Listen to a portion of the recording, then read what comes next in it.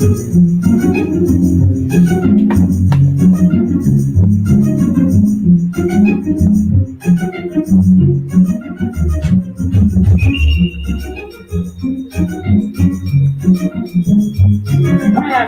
in the next 10 to 12 years, approximately 8 to 6 million Hispanics coming into the United States, and 41. You have been the majority minority for 400 years in this country. You have been the number 2 population for 400 years. You're going to get kicked out of being number 2. You're going to go down and become number 4. Now, common sense, even a third grade education would tell you, if you didn't get anything when you were number 2,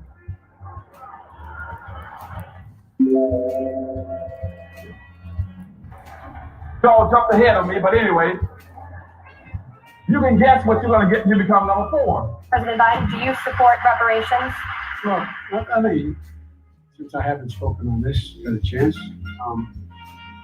Number one, the reason we're the country we are is because of immigration. We've been able to cherry pick the best from every single continent. The people who come here have determination, resilience. They are ready to stand up and work like the devil. We have 24 out of 100 children in our school today is Hispanic. The idea that we are going to walk away and not provide every opportunity for them is that not only stupid and immoral, but it's bad for America. They are the future of America. That's systemic racism that has plagued our nation for far, far too long. I said that over the course of the past year that the blinders have been taken off. But what many Americans didn't see or had simply refused to see couldn't be ignored any longer. Those 8 minutes and 46 seconds that took George Floyd's life opened the eyes of millions of Americans and millions of people around all over the world. It was the knee on the neck of justice, and it wouldn't be forgotten. And it's not white Americans' fault, but just a fact. At the very same time that America refused to give the Negro any land, through an act of Congress, our government was giving away millions of acres of land in the West and the Midwest, which meant that it was willing to undergird its white peasants from Europe with an economic floor. But not only did they give the land, they built land-grant colleges with government money to teach them how to farm. Not only that, they provided county agents to further their expertise in farming. Not only that, they provided low interest rates in order that they could mechanize their farm. Not only that, today many of these people are receiving millions of dollars in federal subsidies not to farm, and they are the very people telling the black man that he ought to lift himself by his own bootstraps. And this is what we are faced with. And this is the reality. Now, when we come to Washington, in this campaign, we are coming to get our check. We are owed $104 trillion on the very low end, plus $735 billion recurring. This number does not include the cost of about 50 Black Wall Streets that were decimated, nor compound interest from 2017 when Sean D. Rochester's book, The Black Tax, was published, nor the cost of Black life, nor the cost of living increases, nor the war on drugs, nor the current day pandemic. The number I'm working with is for slavery, Jim Crow, and accrued ongoing systemic racism, oppression, and disadvantage in the country our ancestors built with their lives. Good evening on the West Coast. Good evening in the mountain.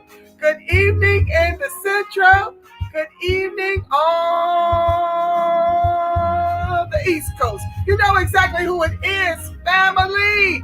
Angela Nirvana, your hostess with the mostest on the Reparationist Perspective, bringing you those ADOCS hot topics and making the case for reparations, making the case for weaponizing our vote, socializing the suffering family. And today, Let's talk about the slave patrols whipping the Haitians at the border. We're going to get into it today, family. But I got a little bit of extra to share with you, okay, that I first learned. Shout out to my Mexican connection. You know who you are. I didn't get permission to use your name, so I won't call you out here. But she shared with me in my feed when I was going off about Facebook censoring one of my inspirational posts, telling me my inspiration was false. Okay? She shared with me in that thread that these Haitians lived in Mexico. They have long since been gone from Haiti. And I found the article. They were never told, family, that they were being flown back to a country they have long since departed. Yeah, these were residents of Mexico, like the other illegals at the border. They know Spanish better than they know French. And they just put them on the plane and took them to Haiti. They don't know anybody in Haiti. They have no place to stay. This is a shit show of gargantuan proportion. What's up, RPSU2B? I try not to use my Walmart readers, but looking at my Gucci, it's about that time. This stuff is getting smaller and smaller in the chat. Sam, a.k.a. the Kalesi, I see you, family. Hell to the no, no, no. Oh, yes, sis. Let's get into this puckery by the Jim Crow Joe Biden administration, not only allowing the Haitians to be whipped like the slave patrol they are down there at the border, immigrants and white folks alike. As I've already shared with you, there are lots of POC, minority, and black white supremacists, okay? Is it Mayorkas over that bullshiggity that's going down over there at the border? You're going to literally put these people on planes and not tell them where the hell you're taking them? And the Biden administration probably gave I'm sure they gave all the orders. No one told the Haitians where they were going, but let's not get ahead of my show. Let's eat this elephant one bite at a time, family, because while this is horrific, and it's horrific, and we're going to talk about how horrific it is, this is nothing new to the Black American descendant of U.S. chattel slavery. This is business as usual. And many of these immigrants have become our white oppressors in this country. They come up and sign along us to get the bag, to get the come up. And when they're making a certain income, they just go silent because it's not happening to them. Because like I shared on yesterday's show, looking at 2018 incomes, and I'm, just going to round up, Nigerians were around 60,000 median income, to Haitians 53.8 median income, to ADOCS 41,000 median income. Now in 2021, our median income is 30,000. So when these immigrants join the race soldiers, or when they decide to become guards in the prisons, they become our white oppressors, you see? And they don't get involved with this fight because nobody wants the L on the bottom of the Titanic. Nobody wants to trade places with ADOCS, BADOCS, FBAB1 freedmen. Nobody wants this bottom. So they work with the white supremacists once they are made white by these corporate opportunities, weaponizing their accents to gain advantage over the very descendants of U.S. chattel slavery whose ancestors built all of what they eat from with their lives. Now, I've shared with you about that in 2 other videos. That's not what this video is. It is just to show the puckery, to show the biases. You got 15,000 down there. And what? I think we got 50,000 of the Afghan refugees already. Oh, yeah. They're taking over the schools up in Sacramento and Pleasanton. Everything and all the resources, 6.2 billion or something like that, is being used to get them established. All of what you see happening right now is the reparations they keep telling us they don't have for us in the trillions over multi-generations, you see. Reparations coming and going to set the migrants up. Lovely. Thousands of dollars. Housing. While 90% of the homeless in this country is ADOCS. You understand? Do you see the puckery? Do you see it? Well, I'm going to make it plain right now. So let's get into it. Let's get into it. Give me a second. I've got many windows open. Thank you for joining the live. Oh, please like, share, subscribe, turn on your notifications, and bless the Cash App. Bless the PayPal. Because I always bring y'all that TR Ruth, and I thank you for all of you who support my work here at the Reparationist Perspective, and those of you who I am blessed to be advocating with for those reparations. We are leaning in, and we need all hands on deck. I see you, Terry. Thank you so much for joining the live. Listen, if you're chatting in Racebook, I cannot see you. Know that I love you, but if you want your chats to be read, if you want some love firsthand from Angela Nirvana, you got to join me on YouTube. I got about maybe 587 subscribers. Since being disabled by Racebook, I lost 4,500 people in Racebook. So I'm starting over, and I can really use your help. Like, share, subscribe, turn on your notifications. All right. And bless the Cash App and the PayPal. It's scrolling in the bar below. Thank you. Thank you for those of you who have already contributed and contribute monthly to me educating the masses and advocating for ADOCS, BADOCS, B1, FBA, freedmen.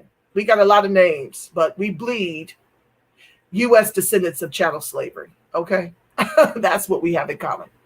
So let's talk about treatment. I'm going to read a little bit. I'm jumping around.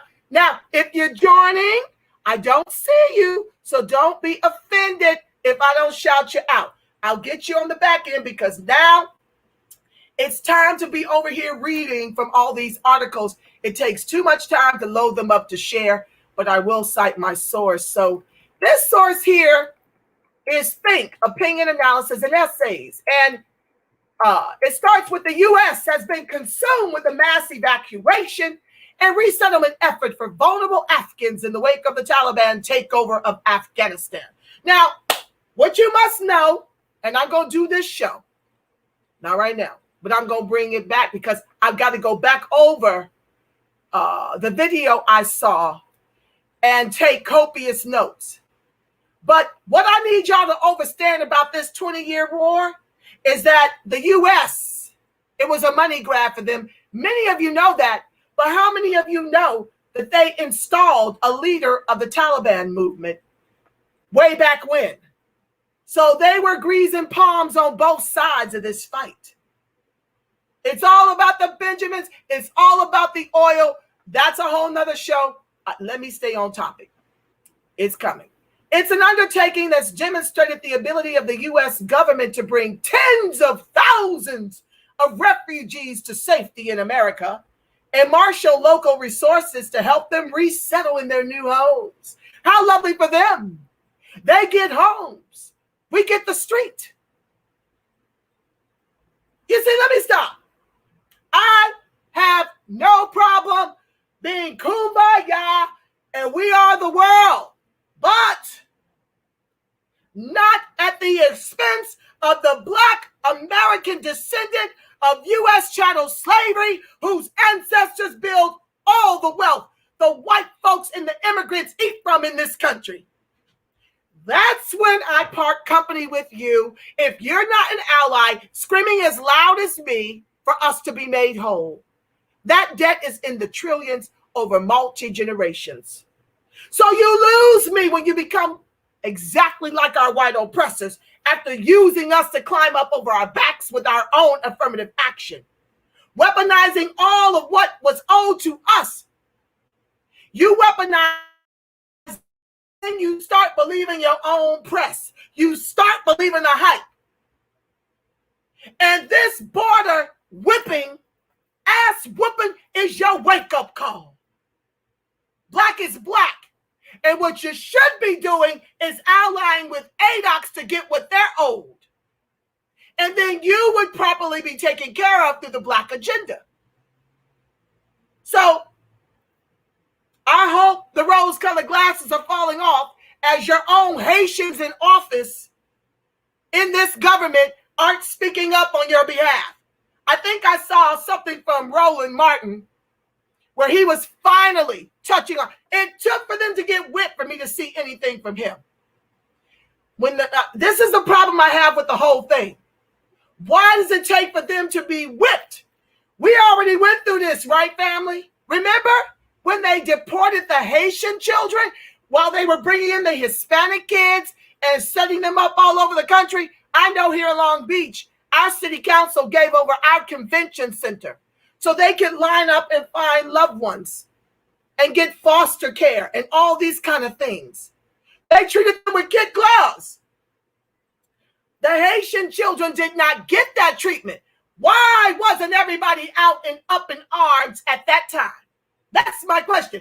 Why does it require the slave patrol to whip them and push them and bully them as they're trying to eat and drink and get different things, diapers and carrying on?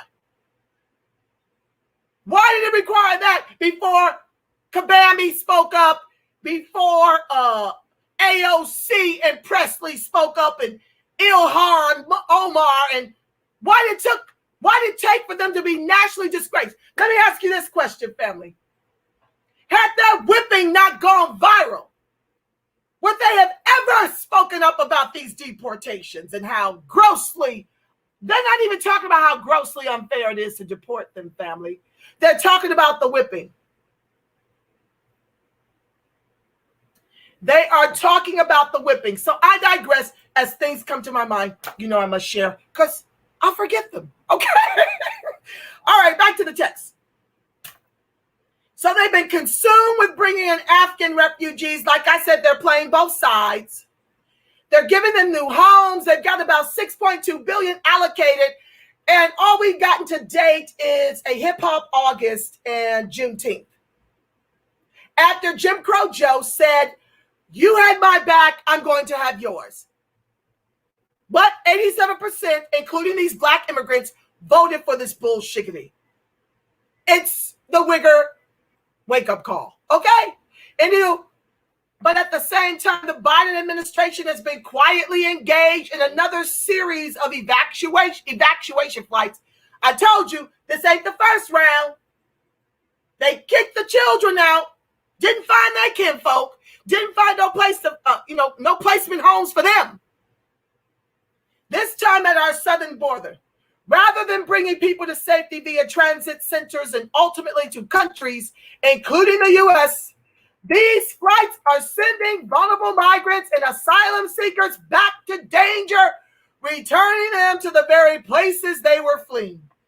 Just last week, the U.S. expelled 86 Haitians who fled the recent earthquake and political unrest and flew them back to Haiti under this policy. Many more Haitians trying to avoid this fate are being detained in Del Rio, Texas. U.S. authorities are dedicating extra resources to pick up the rate of flights. Oh, yes, because they're black and they gained their independence from the colonizers. You see, you don't have the complexion for the protection of a buffer class to extend the lifespan of the KKK on both sides of the aisle. U.S. authorities are dedicating extra resources in order to remove them more quickly, saying 6 to 8 flights a day will depart starting Tuesday. It's a continuation of the policy began under the Trump administration known as Title 42. Oh, for them, but not the Afghan refugees, not the Latinas, the Hispanics. No. Now you want to extend it, but where's that article? Did I drop that article? I had an article open where Biden was undoing all of the Trump administration pushback against immigration in this country. But now they want to invoke 42 because they're black, which essentially bans anyone from seeking asylum at the U.S. southern border under the pretext that concerns about the spread of COVID-19 mean they must immediately be deported. Really?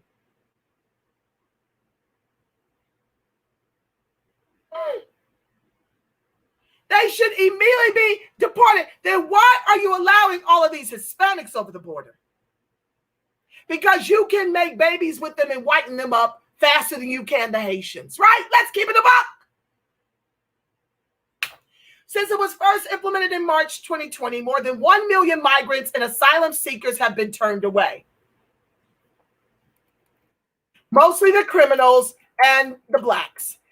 This has meant that asylum seekers have been expelled in violation of the UN 1960 protocol relating to the status of refugees, which prevents countries from returning people to places where they face threats to their lives or freedom without providing them the opportunity to apply for asylum.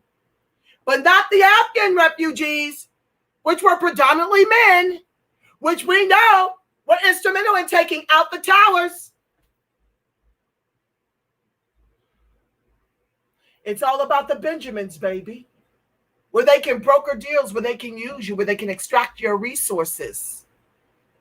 The U.S. wants access to that gas and to that poppy seed, right? For the drugs. They were over there teaching those armies how to become American. Teaching their military how to be an American military. How are you going to do that? That's not the climate over there. It's all about the contracts. The shmoney family follow the dollars. All them contractors got a big come up over the past 20 years, which is exactly what they want with respect to the vaccine day. That's a whole nother show. Until they get 1,000,000% return on that $50 million investment and creation in the China Wuhan labs, jabbing the people is their ROI. Hence the mandates for an vaccine day that has breakthrough that can spread. That people are dying from the vaccine at vaccine day and the Ovid K alike. But you're making it mandatory. And the lies and the false data. Oh, that's a whole nother show. Let me get back. Lord knows, I'm at 6:23. Good Lord, I was born to talk, y'all. Oh, do Jesus, let me take a sip. Welcome to the live. Please like, share, subscribe. Turn on your notifications. Let's get to 1,000, family. Let's get to 1,000. Lord, when I can have 1,000 watching it one time, I'll really be hot stuff. We'll really be moving. When my numbers grow to, like, say, a Tasha K, 100,000 in the box, now we can get those reparations. But I guess I'll be on my soapbox until. So back to the text. The UN Refugee Agency has expressed concern over these expulsion flights noting that those impacted are being sent back to the very dangers they have fled in their countries of origin. Indeed, these asylum seekers should instead be welcomed just like Afghans are being welcomed. All refugees deserve protection, not just our allies. Oh, they give protections to the other ones. Isn't that what the Mexicans flooding the country are all about? I'm afraid of the cartel. That's exactly what they do for everybody but black. Oh, it's the wake-up call. Oh, forgive the outside noise, family. I got to keep my windows open. It's still 90 degrees at 6 o'clock down here. Lord have mercy, and I'm melting. Oh, child, let me pat the shine off my face, y'all. Have mercy. It is hot in here. The lights, I got the fan going. Forgive it all, y'all. And if it's buffering, it's not me. It's censorship, okay? Okay. So the consequences are devastating as reports of violence and insecurity in their countries of origin along transit routes and in Mexico abound. A recent report by Human Rights First documented at least 6,356 reports of kidnappings and attacks on asylum seekers and migrants after they were turned away from the U.S. under Title 42. They don't give a damn if it costs them their lives. If they're black, and especially if they're poor, can't make white babies, can't extend your race this way. And they definitely don't want to give them any entitlements. They definitely don't want them making the Nigerian or the current Haitian Americans kinds of salary. They kissed a lot of ass to get into those positions. Trust and believe me, boo-boos, okay? In late August, my colleagues from Jesuit Refugee Service Mexico traveled to the Mexican border with Guatemala to accompany those expelled from the U.S. on one of these flights. They met a woman from Guatemala traveling with her 2 daughters. Okay, I'm not interested in that. Okay, let's move on because time is wasting and now they're on Guatemala. How quickly we switch. This is always what they do, family. They'll flip on you. They'll go from black to POC to minority, now from Haitians to Guatemalans. Okay, so we're done with that. But you get the idea, right? So let's talk about the puckery I just found out right before the show. This is in the Washington Post if they allow me to read it without subscribing for $1 a day. This is rich, family. This is the part ain't nobody talked about yet. You heard it here first. Deportees land in Port-au-Prince. Quote, nobody told us we were going back to Haiti.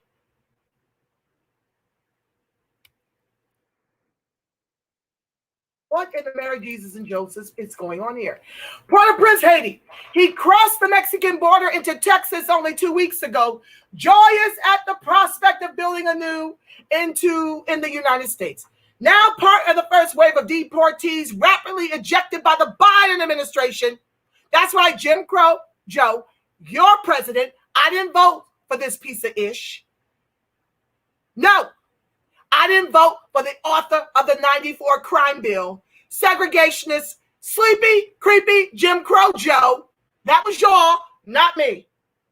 And many of my comrades who are watching right now, who are up on game, did not vote this in either. And I'll tell you, the vote, the chess I'm playing with the vote come 2024. If we can hold on to a blue Congress that ain't doing crap for ADOCS.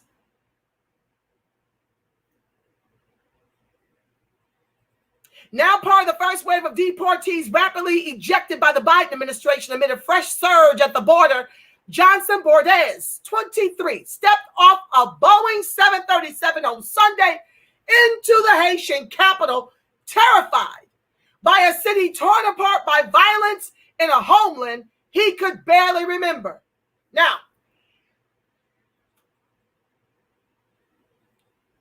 3 black leaders, I think 2 in Africa, and the Haitian president were executed. They were against the Axine. I'll get to that momentarily. If I run out of time, I'll do it with my Ovid K episode, okay? Just keep that in mind. The country has been ravaged by natural disasters. Julian Assange exposed the Clinton Foundation for stealing the monies that flood in there for the earthquake back in the Gap. I can't remember the year. Giving all the comeuppance to their contractors and doing nothing to help rebuild Haiti. They have no jobs. Food is scarce. The place is ravaged and a wreck, and the president has been executed. This is what this influx of Haitians is all about. After Biden-Harris came hard for the immigrants to come over here. Why? Because they are used as the albatross around the necks of ADOCS to keep us tethered to the bottom, as the anchor of this country's capitalism.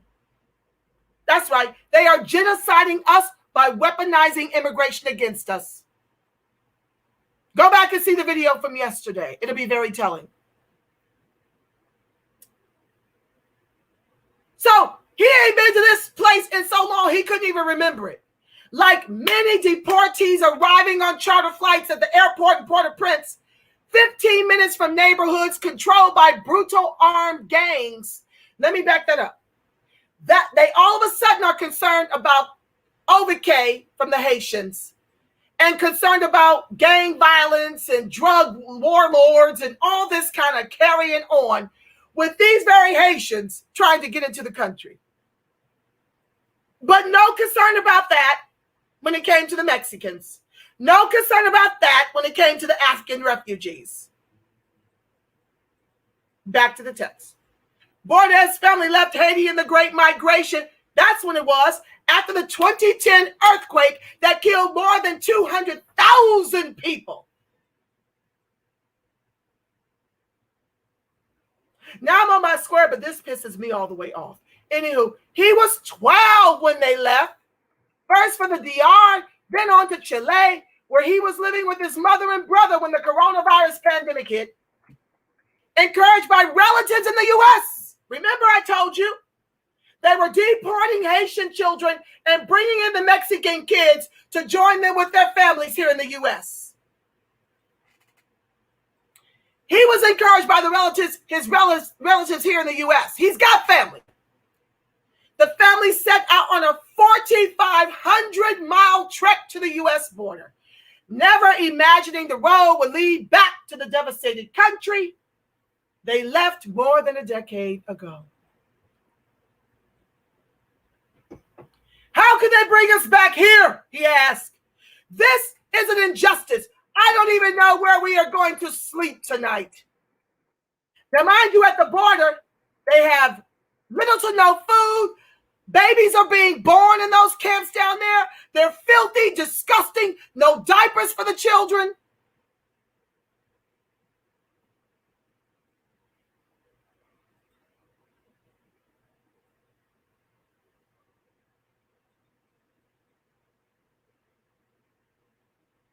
I'm sorry. I need a drink.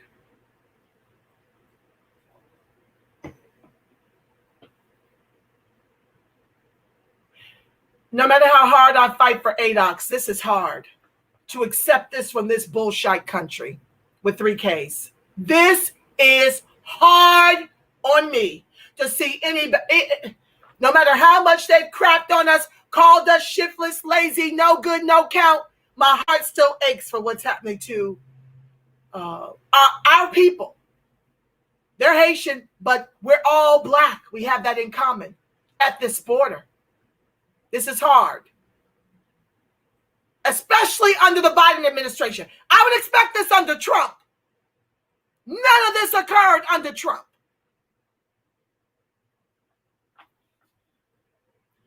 He mingled with other confused deportees, many of whom hadn't seen Haiti in years and now spoke Spanish or Portuguese better than Haitian Creole.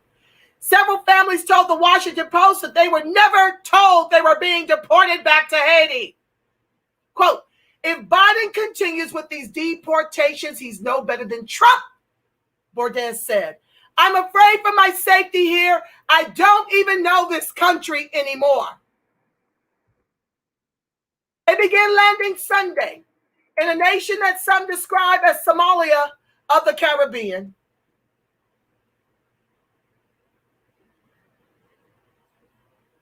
A failed state suffering a humanitarian emergency that critics say is too dangerous and unstable for the thousands being deported.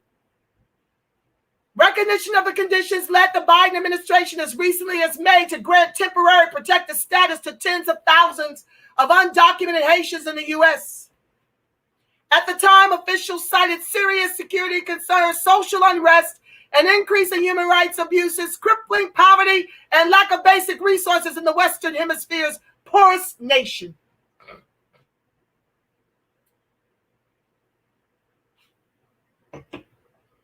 It's a double-edged sword, family, because this becomes our albatross. This is why we are 30,000 national median income with home prices of 379,000 nationally. We're losing because they've got bleeding hearts for everyone but the very people they owe.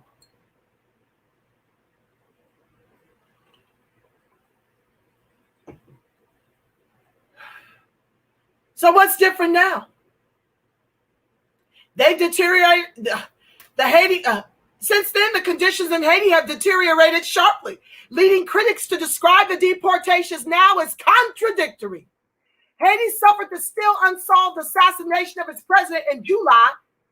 3 Americans were involved, 2 were Haitian.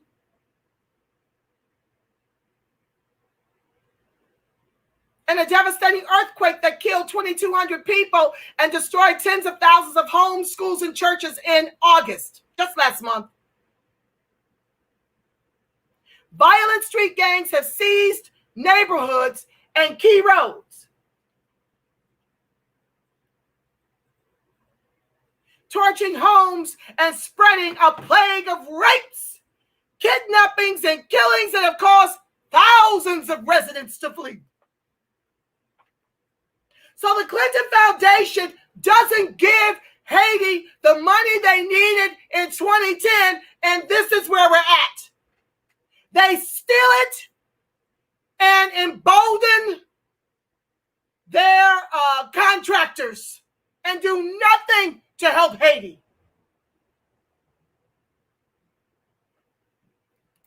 I'll see if I have time to bring up that video. We're at 6:37. Guys, welcome to the live. Please like, share, subscribe. Turn on your notifications. Feel free to chat amongst yourselves. I'll be over. I got... It's not enough time to get over all this content.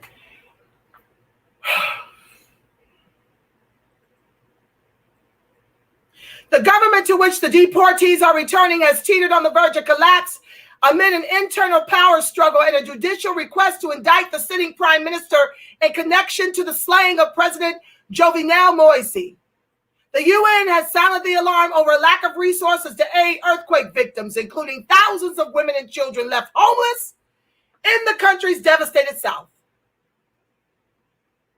A Haitian prosecutor sought charges against the prime minister in the president's assassination. He was fired. Some here described the large-scale deportations back to Haiti as something they might have expected under President Donald Trump, who was dismissive of Haitian immigrants. That it's happening under Jim Crow Joe, they said. Well, they said Biden. They said made it a sting even more. It's shocking, said Ralph P. Chevry, a board member of the Haiti Center for Socioeconomic Policy in Port-au-Prince. Quote, I understand the U.S. needs to protect its borders, but the way Haiti is right now, this is the last place to send anyone. The central bank has no money left. The gangs are taking over the country. The kidnappings are surging again. I wouldn't say it's criminal. Why wouldn't you say it's criminal? You see what I mean? Playing both sides of the aisle. You must call the bullshiggity out. It is absolutely criminal. But what the U.S. is doing is at the very least, inhumane. You see how they water down our atrocities? Was this happening to the Mexicans? No. U.S. officials have countered that strong action is needed to deter a surge of desperate migrants traversing the Mexican border into the Texas town of Del Rio. Many are Haitians who fled the country years ago and are now streaming out from South American countries devastated by the coronavirus pandemic. Pandemic is what I call it because it was created in a lab. How about we outlaw gain-of-function research? How about that? Instead of blaming the unvaccinated for the breakthroughs that the vaccinated are having when the vaccine should have sufficed. But I guess it couldn't, given that y'all threw this out here and you're still in trial. You're 9 months in, and the big pharma-funded FDA approved this bullshiggity in 9 months, and now you need 3, 4, 5, 6 boosters.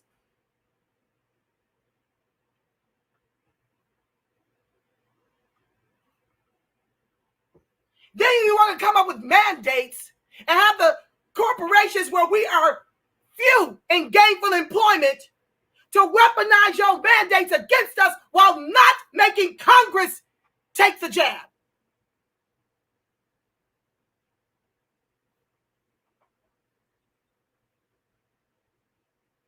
It don't even work on the fucking jabbed.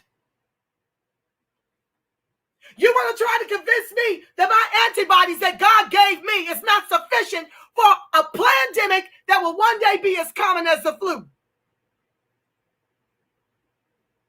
I'm supposed to rely on your MR40 XYZ ABC to give me the antibodies that God gives me in a regenerative body to recover from all maladies. You got 0.00038% of 2% that have contracted the virus that are dead. We can't do autopsies. We don't know what the hell they dying from. It's a whole nother show. Let me get back. It's a whole nother show. Angela, stay on topic. Focus, focus, focus.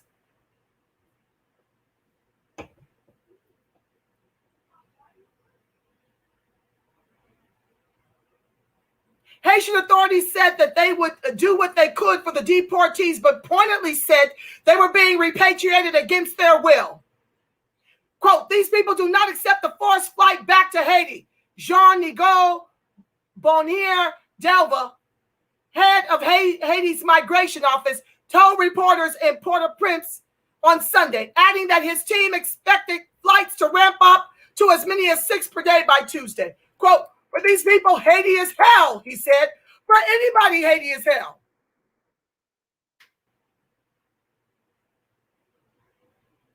In an email, the Department of Homeland Security confirmed the deportation of 327 people and said these flights will continue on a regular basis. They got 15,000 down there. They'd rather help 60,000 Afghan refugees and tens of thousands of Mexicans, even those who are illegally here in this country. I will never call them undocumented. They are illegals. You got all of our reparations to make them whole. But you can't help 15,000 Haitians.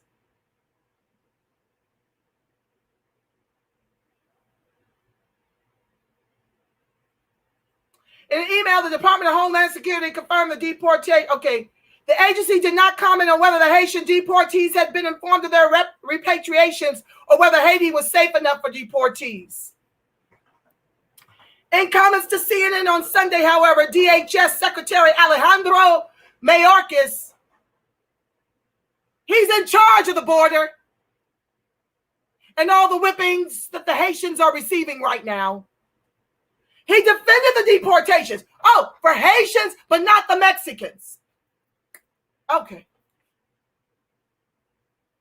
Saying the damage from the recent earthquake had been rather geographically limited. Ain't that about a beat? Ain't that what they trying to spread about Louisiana?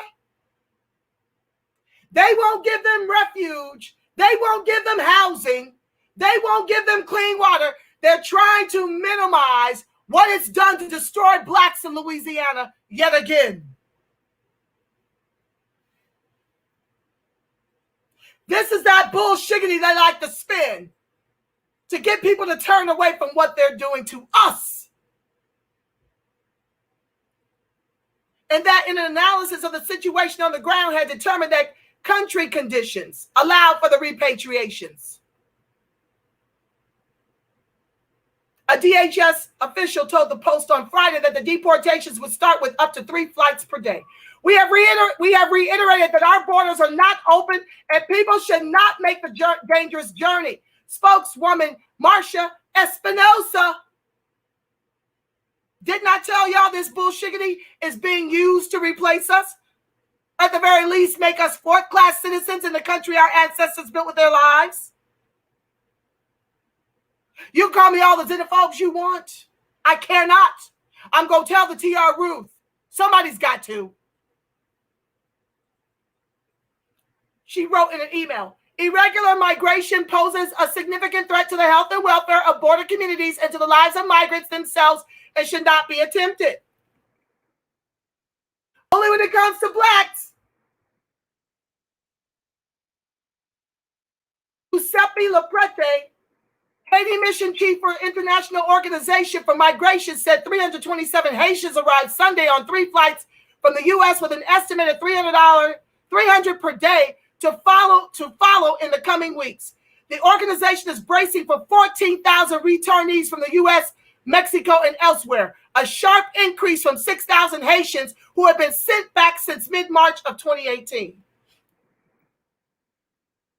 He said the new arrivals were being given the equivalent of $50 in cash and another $50 in cell phone transfers. They just gave the illegals in New York $15,600 for the pandemic. They're provided with a cell phone if they don't have one. With a $50 cell phone transfer. No jobs. No income.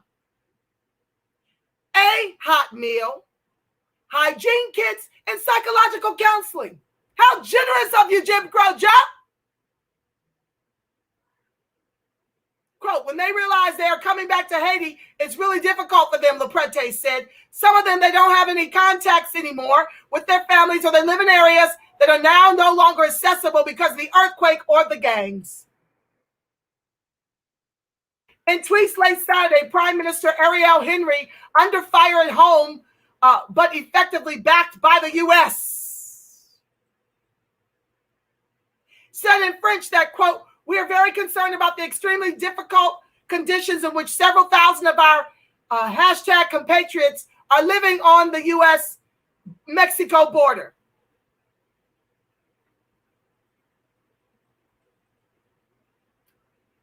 When these white folks are done using their tools, they break them. In Haitian Creole, however, he sounded a note of commiseration. Oh, we must unite to give the hashtag country a chance for our brothers and sisters to cease these kinds of humiliations, he said. I share their suffering while saying welcome to them. Home is home.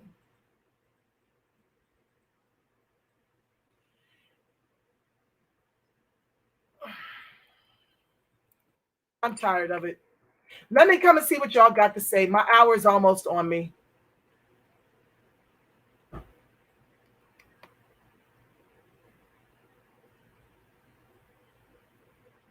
Maurice Haru, glad you've returned to your podcast. Thank you so much, family, for joining the live. Rodney Williams, teach me, soul sister. Rodney says, I sure didn't vote for Jim Crow Joe. Cynthia Adeyame, I see you, fam. Okay. I can't see the rest of the chats in Racebook. If you're still over there, the best way to chat so I can read your comments aloud and to welcome you with love is to join me on YouTube at the Reparationist Perspective channel. Like, share, subscribe, turn on your notifications.